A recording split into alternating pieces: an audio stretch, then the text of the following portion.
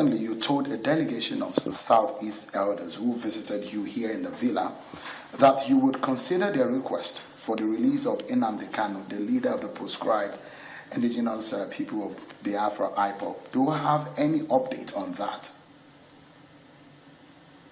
There is one institution that I wouldn't dare interfere with, that is judiciary.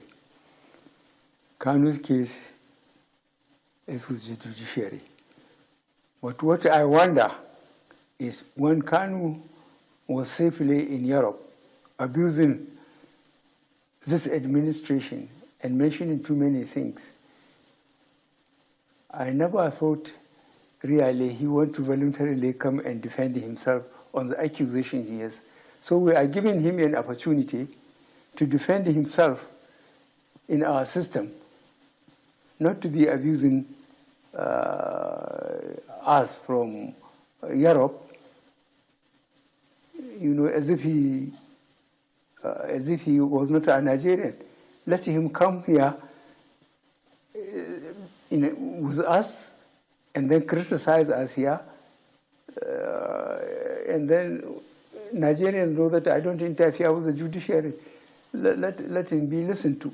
So but those who are saying that he should be released, no, we cannot release him. No possibility of a political solution? No, there is a possibility of political solution.